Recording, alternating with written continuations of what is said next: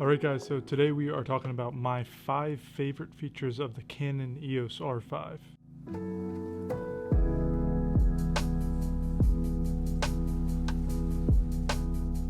So before we get into that, I want to let you guys know that I did start a Patreon page. So if you guys are interested in getting more in depth into photography and video tutorials, that is the platform that I'm going to be doing it on. I have a ton of experience, especially with photography. I was like 16 years old.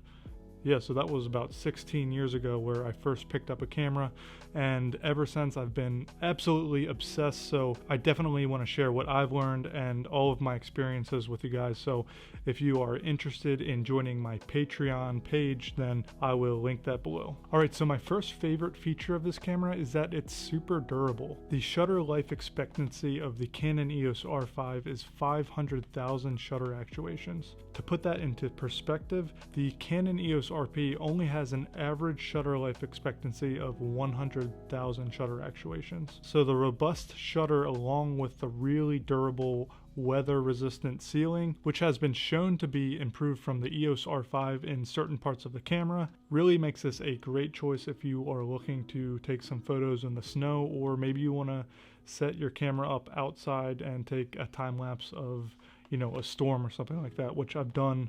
And usually in those situations I always have a baggie over my camera anyways, but if you're in a pinch, I'm sure you can rely on this camera due to the superior weather sealing. It is still the case that around the hot shoe mount, the weather sealing might not be that great, so you might still want to put a piece of tape over that area if you are going to be shooting out in the rain or snow. Alright, so my second favorite feature that I like about this camera is that the sensor has a faster readout speed than you're going to find on any of the other Canon mirrorless cameras.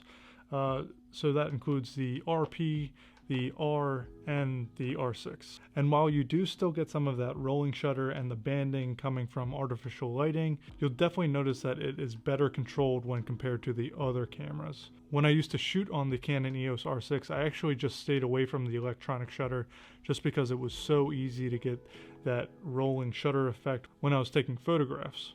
But with the R5, it's a different story, and I definitely feel more comfortable using that electronic shutter, and it's definitely come in handy when taking BTS shots for a video project, and I know for a fact that it would come in handy if I was taking photos in a church for a wedding ceremony or something like that. So reason number 3 is that this camera is a better overall hybrid camera, especially when compared to the EOS R6, where that camera doesn't give you an option to set custom video modes.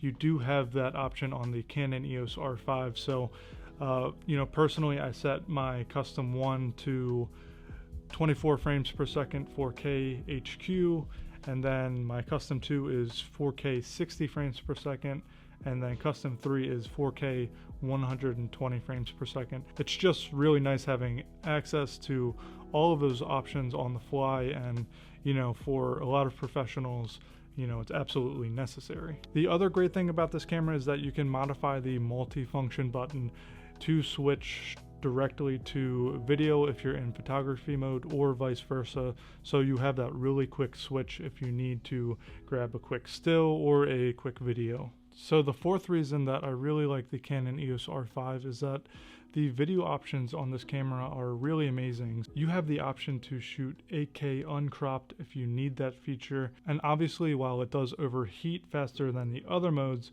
you can still use it for certain situations, and I think that it would come in handy, especially if you're doing wildlife video and you need to be able to crop into the frame. I think it's amazing that this camera shoots 4K 120 frames per second, and now there's even the option to shoot 1080p 120 frames per second. Say your 4K option overheated, you can switch to 1080p if you need to. And from the looks of it, I haven't used it yet, but from the looks of the quality of the 1080p, it does look like it is very usable, and it has a lot of detail in there. And obviously you have the backup 4K standard option if your camera does overheat. I just want to say that I haven't had any overheating issues with this camera yet, and I've shot extended takes of 4K 60 you know, for almost the entire day with short breaks in between clips, but it did make it the whole day without overheating. I did get the overheating warning once that day, but you know, I'm just trying to say that this camera is very usable for certain video applications, and as long as you're not expecting it to be your primary you know, A cam, then I think you're going to be good.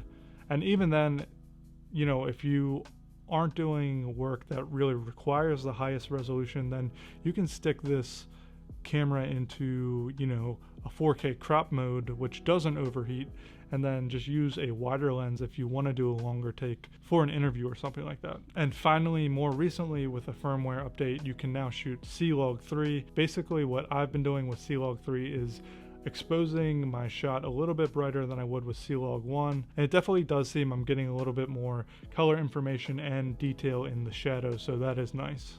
Another video feature that I love about this camera is that you do have access to the zebra patterns. So you can set a zebra pattern for your skin tones, and then you can set one for the highlights, and it's really easy to monitor your exposure within the camera. Finally, my last favorite feature of the R5, and it's the most obvious one, is that it has that awesome 45 megapixel sensor. So that really makes this camera a pleasure to shoot with when you are focusing on photography. It really brings me back to my days when I shot the D850 for Nikon. I did miss that, having that high resolution sensor for landscape photography. So, you know, with the R6, that sensor was definitely good enough, especially for what I do. I didn't need more than 20 megapixels, but that being said, it is a lot of fun shooting with a 45 megapixel sensor, and I think that you should be having fun when you are doing something that you love. So those are my favorite features for the Canon EOS R5. If you guys have any questions about this camera below, let me know.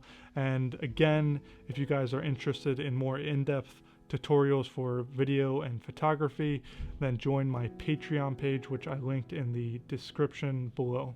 All right, I'll talk to you later.